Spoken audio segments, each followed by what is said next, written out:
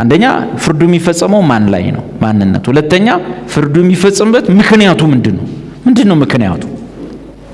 የሆነ ነገር ለምሳሌ ዝም ይሳውጣ በልጁ የሚያምን በላከውም የሚያምን ከሞት ወደ ተሻግሯልና ወደ ፍርድ አይመጣም። ወደ ፍርድ አይመጣም። ማን ነው ወደ ፍርድ የማይመጣው? በምን ምክንያት ነው የማይመጣው? ማን ነው የማይመጣው? ክርስቲያን። ለምንድን ነው የማይመጣው? በላከው በኢየሱስ በላከውና በልጁ ስለሚያምን። ወደ የትኛው ፍርድ ነው የማይመጣው?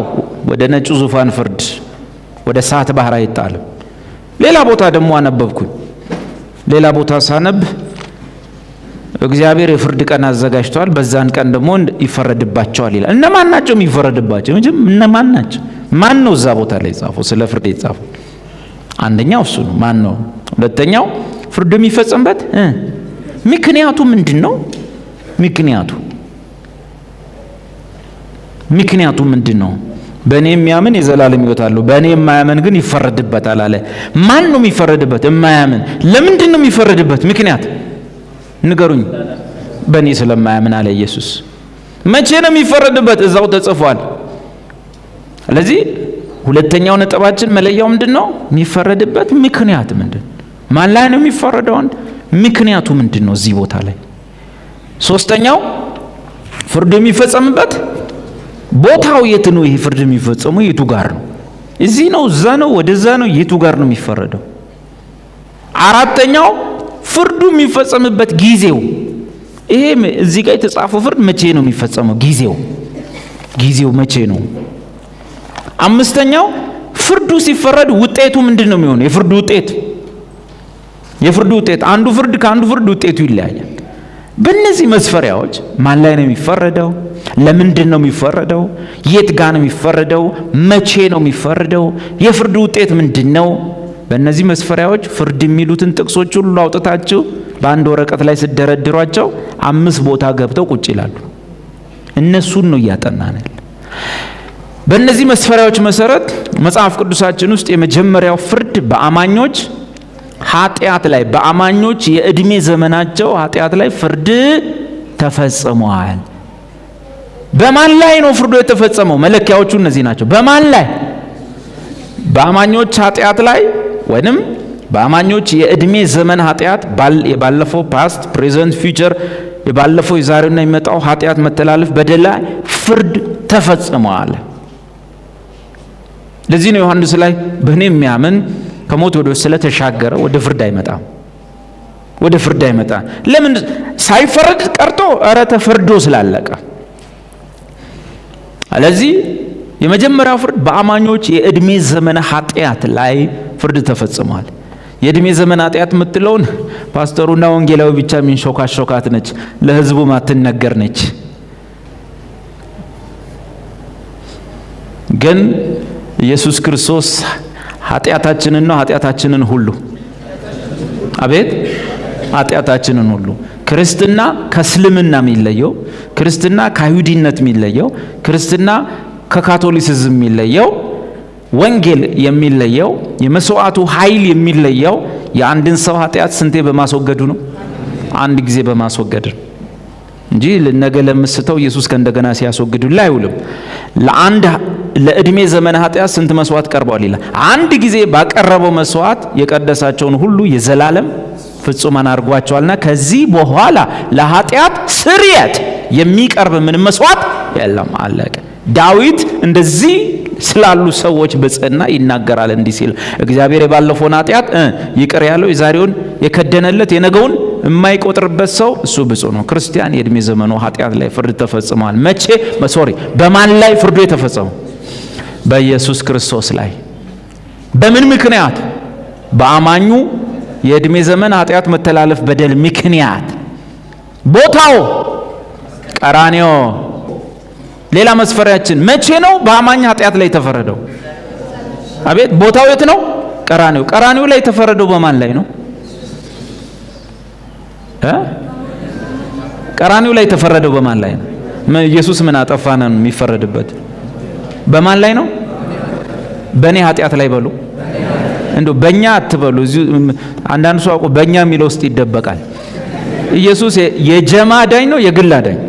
የግል። በእኔ በል። በዚህ ዘመን ጴንጤውን አትመን፣ ተጠራጣሪ ነው። ኦኬ የዛሬ 2000 ዓመት በማን ላይ ፍርድ ተፈጸመ? አይ ፍርዱ የተፈጸመበት ማንነት ኢየሱስ ክርስቶስ ነው። ፍርዱ የተፈጸመበት ምክንያት ምንድን? የኔ የትኛው ኃጢአት? ቅድም የሆነች ልጅ እንዲያየው በቀደም ያመለጠ ምላስ የትኛው ኃጢአት? የትኛው ኃጢአት? ዛሬ እሑድ ነው። ዛሬ ሁሉም ጸባየኛ ነው። ከነገ በኋላ ያለውን ይመለከታል። ሞቱ ይመለከታል። አሁን ኔክስ ማክሰኞ አይን ወይ ምላሱ ወይ ጆሮ ይስታል እና ለሱ ኢየሱስ ዕዳ ከፍሎልሃል ነው? ትከፍላታለህ። ቄሱ አራዳ ናቸው። እሱ የጨረሰው የድሮውን ነው። ያሁኑን አንተ ነው የምትከፍለው። እንዴት ነው የምከፍለው? ለኔ ስትከፍል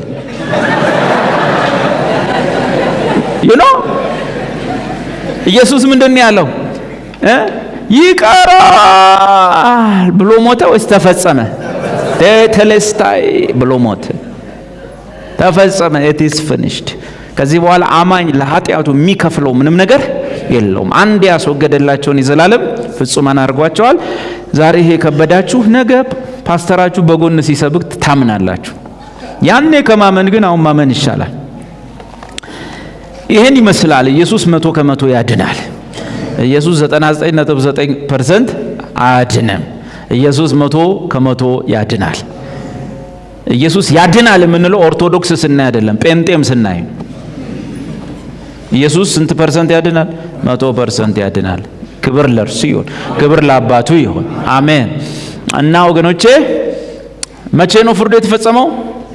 የዛሬ 2000 ዓመት። በምን ላይ? በአማኞች ኃጢአት ላይ ምን ተፈጽሟል? ፍርድ። መቼ?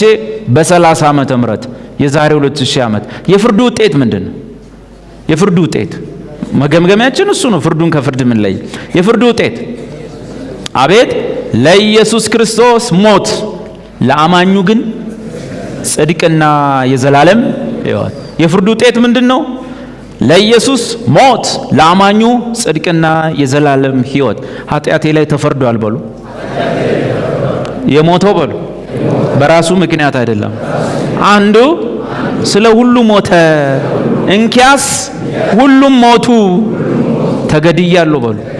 በኃጢአቴ ምክንያት ሂሳቤን ቀምሻለሁ፣ ተሰቅያለሁ፣ ሞቻለሁ፣ ተገድያለሁ። አንዱ በሉ ስለኔ ገባ። አሜን። መጽሐፍ ነው የሚለው። መጽሐፍ ምን ይላል? አንዱ ስለ ሁሉ ሞተ። ሰብስቲሽነሪ ዴዝ ማለት በምትክነት ገብቶ ሞተ። እና እንዴት ተቆጠረ ሲባል እነሱ ሞተዋል ተባለ። ዴቭ ሞቷል። በኃጢአቱ ሂሳቡን ቀምሷል። አንጠልጥየዋለሁ፣ ሰቅየዋለሁ፣ እንጨት ላይ እርቃኑን አዋርጀዋለሁ። አሁን ቁጣዬ በርዷል። አንዱ ስለ ስንቱ? ስለ ሁሉ ሞተ። እንኪያስ ሁሉም ጳውሎስ ምን አለ? እንኪያስ ሁሉም ምን ሆኑ? ሞቱ። ተገድያለሁ በሉ። በሌለሁበት አቅም እንደሌለኝ ስለታወቀ በሌለሁበት ተገድያለሁ። አንዳንድ ጊዜ እግዚአብሔር ታውቃላችሁ፣ ሕፃን ልጅ በ8 ቀኑ ይገረዛል እና ውይ አያሳዝንም? እንደው እግዚአብሔር እውነቱን ነው። ሳናቅ መገረዛችን ትዝ ይላችኋል? ወንዶች ያን የቆሰላችሁት ያለቀሳችሁት ትዝ ይላል? ማትችለው ሲሆን በማታስተውልበት ጊዜ ጥሩ ነው። ይሄ ደግሞ በጣም የዘላለም ጥፋትና ፍርድ ነው። ስለዚህ እግዚአብሔር በሌለንበት ገደለን። ማን ተተክቶ ሞተ? አቤት! ማን ተተክቶ ሞተ? ስለዚህ የኢየሱስ ሞት ምን ይባላል? ኢየሱስ ሞቱን ሞተ፣ ሞታችንን ሞተ። ሞተ ነው ሞተልን ነው። አብርሃምስ ሞተ። ኢሳይያስ ሞተ። ሕዝቅኤልስ ሞተ። እንትና ምን ሆነ? ሞተ። የምስራቁ ምን ሆነ? ሞተ። የምዕራቡ ምን ሆነ? ሞተ። ኢየሱስሳ ሞተልን አይደለ? ዴቭ ተወለደ፣ አስቴር ተወለደች፣ በቀለ ተወለደ አይደለ? ኢብራሂም ምን ሆነ? ተወለደ። ሙሳ ምን ሆነ? ተወለደ። ኤቭሪባዲ ምን ሆነ? ተወለደ። ኢየሱስሳ ሕፃን ተወለደ። ሕፃን ተወልዶልናል። ማርያም አቅፈው ምን ትላለ? በድርቅና ወንድ ልጅም ተሰጥቶናል። ማን ያቀፈው? ማርያም። በድርቅና ምን ትላለ? ተሰጥቶናል። እግዚአብሔር ይመስገን። የማን ነው? አቤት የኛ ነው። የኛ የቀረው ኤቭሪባዲ ምንድነው የሚሆነው? ተወለደ፣ ከዛስ ሞተ። ኢየሱስስ ተወለደልን፣ ቀጥሎስ ሞተልን። ኧረ በእናታችሁ ለዩ። ኢየሱስን አትደባልቁ ከነ አብርሃም ጋር፣ ኧረ ከነ ፓስተር ጋር አትደባልቁት። የእግዚአብሔር ልጅ ነው፣ ከሰማይ ነው የመጣው። ስለኛ ተወለደ፣ ስለኛ ኖረ፣ ስለኛ ሞተ፣ ስለኛ ከሙታን ተነሳ፣ ስለኛ በቀኙ ተቀመጠ፣ ስለኛ በክብር ይመጣል፣ ከኛ ጋር ይነግሳል። መጽሐፍ ነው የሚለው። ኢየሱስ ሁሉ ነገሩ ስለማን ነው? ስለኛ ነው። ይሄ መጀመሪያው ፍርድ ነው። ክብር ኢየሱስን ለሰጠን ለአባቱ ይሁን፣ መጽሐፍ እንደሚል ማለት። ስለዚህ የአምስቱ ፍርዶች የመጀመሪያው ምንድነው? በአማኝ የእድሜ ዘመን ኃጢአት ላይ ፍርድ ተፈጽሟል። የዛሬ 2000 ዓመት ውጤት ምንድነው? ለኢየሱስ ሞት፣ ለኛ የዘላለም ሕይወት። ሁለተኛ የፍርድ አይነት በዚህ የተጠቀመ ክርስቲያን ዳግም የተወለደ እግዚአብሔርን ልጅነት ያገኘ በእግዚአብሔር ልጆች ወይንም ዳግም በተወለዱ ልጆች ወይንም በዳኑ አማኞች ላይ በምናቸው ላይ? በስጋቸው ላይ የሚፈጸም ፍርድ ነው። ሁለተኛው ፍርድ በምናቸው ላይ? አቤት በስጋቸው ላይ። እሺ ትጀርዬ እሺ አባዬ የሚባል እሱኛው ማለት ነው። በአማኞች ብቻ። ይሄኛው ሁለተኛው ፍርድ በሙስሊም ላይ አይፈጸምም፣ በአይሁዲ ላይ አይፈጸምም፣ በቻይና ላይ አይፈጸምም፣ በሳውዲ አረቢያ ላይ አይፈጸምም። ይሄ ፍርድ የሚፈጸመው የእግዚአብሔር ልጅነት በተቀበሉ ከፊት ለፊታቸው ርስት፣ ያው ርስት የተዘጋጀላቸው በሰማይ ርስት ለተጠበቀላቸው ለወራሽ ልጆች ብቻ የተዘጋጀ ፍርድ ነች። ሁለተኛዋ ፍርድ በአማኞች ምን ላይ? በእግዚአብሔር ልጆች ምን ላይ? ስጋ ላይ። በማን ላይ ነው ፍርዱ የሚፈጸመው? በአማኞች ወይም ዳግም በተወለዱ የእግዚአብሔር ልጆች በምናቸው ላይ? በምናቸው? በስጋ ላይ የሚፈጸም ፍርድ። ይሄ በማን ላይ ነው የሚለው ነው። ፍርዱ የሚፈጸምበት ምክንያት ምንድን ነው? ምክንያቱ ምንድን ነው? በአማኞች በስጋቸው ይፈረድባቸዋል፣ በስጋቸው ይቆነጠጣሉ፣ ይቀጣሉ። የፍርዱ ምክንያት ምንድን ነው? የተገለጠ የኃጢአት ልማድ ሲኖር። ሁሉም አማኝ ይደክማል፣ ይስታል። አፉ፣ ጆሮ፣ አይኑ ማይስታል። ለዚህ ቤት የማይስት የሞተ አንድ ሰው ካለ ይስታል አይደል? ይስታል። እና ይሄ ፍርድ ይመለከተናል? አይመለከተኝም። የምን ኃጢአት? የአማኞች ምን አይነት ኃጢአት? የተገለጠ የኃጢአት ልምድ ምንድነው እሱ? በአማኞች ስጋ ላይ ቅጣት የሚያመጣው የተገለጠ ኃጢአት። የተገለጠ ኃጢአት ምን ማለት ነው? ጳውሎስ ምን አለ? የአንዳንዶቹ ኃጢአት የተገለጠ ነው፣ ፍርድን ያመለክታል። ሌሎችን ወይም ሁላችንን ግን ኃጢአት ምን ያደርገናል? ሁልጊዜ ይከታተለናል። ኃጢአት የማይከተለው ሰው እዚህ ውስጥ ማይከታተለው ቶሎ የሚከበንን ኃጢአት እያስወገድን ቶሎ ምን የሚለን ኃጢአት ሁሌ ይከበናል። እዚህ ውስጥ ይመላለሳል። እዚህ ላይ ክፉ ቃል መጥቶ ያውቃል? አንዳንድ ሳትወደው ግድ ያመልጣል። ተናግሮ አናጋሪ ያናግራቸዋል። ይሄንንም ስትይዙ እዚህ ውስጥ ያለው ይሄዳል። አንዳንድ ሰው ሙሉ ሰውነቱን ሸፍኖችን ብቻ ሲከፍት እንዴ ዋናው እኮ ይሄኛውን የሚያስገባው እንደው ሙሉውን ከፍተው ይሄን ብትይዘው ይሻላል። አንዳንድ እንግዲህ ሰው ይሞክራል እንዲህ ሲያረግ ይሞክራል። ሰው ሞካሪ ነው ሁሉ ጊዜ፣ ግን አንድም ቀን ተሳክቶለት የማያውቅ ነው። ሁሌ በኃጢአት ይፈተናል። ክርስትና ደስ የሚለኝ የመጀመሪያው ነገር እውነቱን ተናግሮ ነፃ ማውጣቱ። አያባብልም።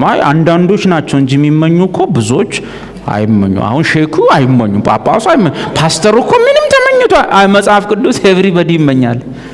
ምንም አባ መሸወድ የለም፣ ይመኛሉ። ፓስተር ምንም በቃ አካኪ ዘራፍ የለም፣ ላበላቦ ነው መገለባበጥ የለም። ያመልጣል። በቃ መጽሐፍ ነው የሚለው። ምንም መሻወድ የለም፣ ማንጀብ የለም። እዛ ጋር ሆኖም እንዲህ ብለው ቢቆሙ እዚህም ጋር መጥቶ ዛሬ ንጸል ያለን ሃሌሉያ ራላማ ሻሳንታና ማክራ ትላንት ጌታ ይናገረኝ ነበር እና ማን ነው ታዲያ እህቶችን የሸወደ ያለው? ማን ነው ገንዘብ እየዘረፈ ያለው? ማን ነው ዘይት የሚነግደው? ጌታ ተናገረኝ ካልክ በኋላ አይደል እንደ ብራችን የምትቀበለው?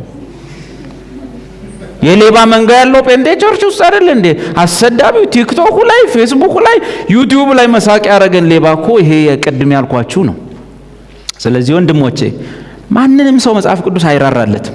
ንጉስ ነኝ ብሎ አያከብር፣ ወፍጮ ፈጭታ ነኝ ብሎ አይራራልም። ሁሉም ኃጢአት ሰርቷል ይላል። ንጉሱም ቁጭ ባሉበት ወፍጮ ፈጭቷም ሁሉም ኃጢአት ሰርቷል። ልዩነት የለም። ሁሉም የእግዚአብሔር ክብር ጎድሎታል። ያን ጊዜ የማይመቸው ክፍል አለ። ማን? አቤት ለእግዚአብሔር ቅርቡ ነኝ ትላንት እንደውም አብረን ነው ያልነው ብሎ የሚያስበው የሃይማኖት ሰው ይሄ ጥቅስ አይመቸው። እስቲ አስብልኝ፣ እዚህ ጋር ሼኪ፣ ጳጳስ፣ ፓስተር እና ሲኒየር ሐዋርያ ቆሟል። አንዱ ጸጉሩ ረጅም ነቢይ ቆሟል። እዚህ ጋር ደግሞ ጋለሞታ፣ ሴተኛ ዳሪ፣ የሸዋበር ወሮበላ፣ የምንትስ በር ምንትስ እዚህ ጋር ቆሞልሃል። ትላንት የሰከረ አይኑ የቀላ እዚህ ጋር ቆሞልሃል። ከዛ ጳውሎስ መጣ። ሁሉም ኃጢአት ሰርተዋል ሲል ማን ነው የሚያኮርፈው? ልዩነት የለም ሲል ማን ያኮርፋል? ስለዚህ ወንጌል ለማን አይመችም? ለምን? ቀጥሎ እዚህ ጋር ያለው የሚናገረው ነገር አለ። ምን ይላል? እዚህ ጋር ያለው ቡድን ምን ይላል? ትምክህት እንግዲህ ወዴት ነው? እሱ ቀርቷል፣ ልዩነት የለምና። ሮሜ ላይ እንጻፈው ትምክህት ቀርቷል። በስራ ነውን? አይደለም፣ በእምነት ነው እንጂ። ቀጥሎስ ምን ትላቸዋል? እነዚህን ቡድኖች ሰው እዛው የተጻፈ ሮሜ 3:27 እናማንብል ሰው አለምንም ስራ በእምነት እንዲጸድቅ እንቆጥራለንና። እዚህ ጋር ያለው ቡድን ምንድነው? እዚህ ጋር ያለው ቡድን ምንድነው የሚለው? ይሄኛው ቡድን ምንድነው የሚለው? የሚመቸው ይመስላል።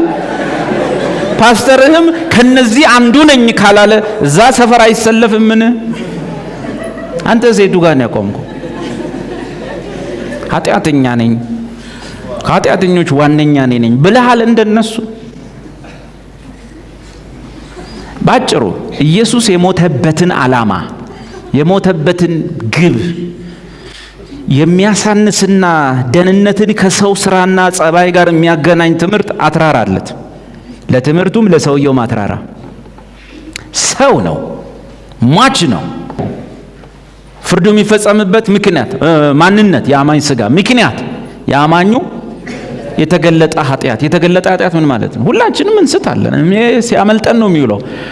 የተገለጠ ማለት ግን ምንድነው? በምንደክም ጊዜ ከንስሐ አባታችን ከኢየሱስ ጋር መጨረስ ሲገባው ዝም ብሎ ኖርማል ላይፉ እያደረገ ያንን ነገር እያደረገ ኃጢአቱን እየተለማመደ ያለ ከዛ ኃጢአቱ ከኢየሱስና ከሱ አልፎ የት ይወጣል? ሰፈር ውስጥ ይወጣል፣ መንደር ይወጣል፣ አካባቢው ላይ ይወጣል፣ የሰፈር መነጋገሪያ ይሆናል። እረ ጉድ እንደው ምን አይነት ነው እንደው የዚህ ሰውዬስ እንደው ክርስትና ይለያል፣ እረ ምኑ መጣብን ይሉታል። ከዛ ይሄ ነገር የተገለጠ ነው። ወደ ምን ሊመጣ ነው ማለት ነው? ፍርድን ያመለክታል። እሺ የፍርዱ ቦታ የት ነው? የት ነው የሚፈረድበት አማኝ በስጋው ላይ? አቤት ሰማይ ቤት ነው። መቼ ነው?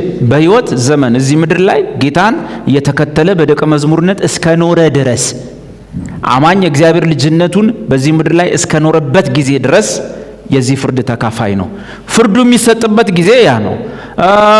አሁን ነው በህይወት ዘመኑ፣ በአማኙ የህይወት ዘመን ሁሉ መጽሐፍ ቅዱስ ምን ይላል? ሁላችን የቅጣቱ ተካፋዮች ነን። የማትቀጡ ከሆነ ግን ዲቃላዎች እንጂ ልጆች አይደላችሁም። የምትቀጡት ለምንድን ነው አለ? የክርስቲያን የፍርድ ውጤት ለምንድን ነው? አባት የሚወደውን ልጁን ይቀጣዋል። አንደኛ የእግዚአብሔር ፍቅር ማሳያ ነው። ሁለተኛ በስጋ አባቶቻችን ለጥቂት ጊዜ ይቀጡን ነበረ፣ እኛም እናከብራቸው ነበረ። እሱ ግን ከቅድስናው እንድንካፈል ሶስተኛ ለጥቅማችን ይቀጣናል። ለምንድን ይቀጣን? አማኝ በስጋው ላይ ይቀጣል።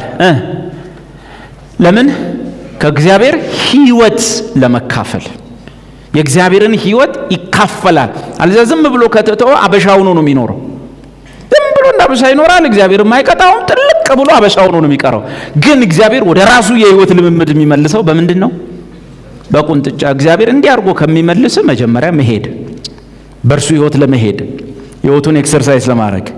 ግን በጣም ገስግሰ በጣም ርቀት ስትሄድ በሰፈርኛ ጸባይ ስትሄድ የሚመልስ እንደዛ አድርጎ ነው ማለት ነው። እና ከቅድስናው እንድንካፈል፣ ሶስተኛ ለምናችን? ለጥቅማችን ይቀጣናል። ከቅድስናው እንድንካፈል። የቅጣቱ አይነትስ? አማኝ በምን ስጋው ላይ የሚቀጣው ቁንጥጫው ምን አይነት ነው? ልጄ ሆይ እግዚአብሔር በቀጣህ ጊዜ ተስፋ አትቁረጥ። እግዚአብሔር በሚገስጽም ጊዜ አትድከም፣ ተስፋ አትቁረጥ።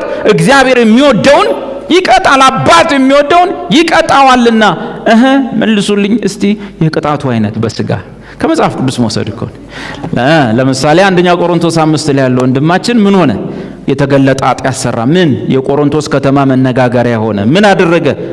የአባቱን ሚስት አገባ። ቸርች ኮራ ብሎ መምጣት ጀመረ።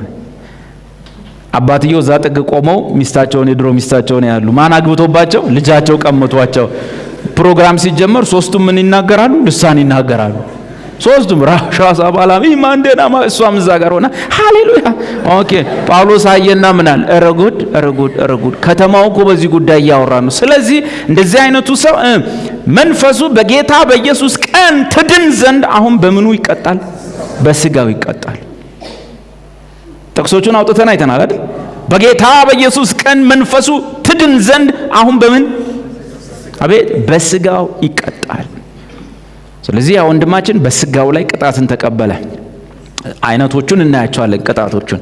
ሌላ ተጨማሪ የተቀጡ በስጋ እዛው የቆሮንቶስ ሌሎች አማኞች እንትኖች ይመስሉኛል፣ ጎረምሶች ይመስሉኛል። የት ሄደው ይመጡ ነበር? ጣዖት ቤት። ምዕራፍ 6 ላይ ሴተኛ አዳሪ ጓደኛ ነበራቸው። አሜዚንግ! ሴተኛ አዳሪ ጓደኞች ነበሯቸው። እዛ ደርሶ ይመጣሉ። ምዕራፍ 8 ላይ ጣዖት ቤት ገብተው አምልከው ይመጣሉ። ትብልቅልቅ። ጳውሎስ ምን አለ?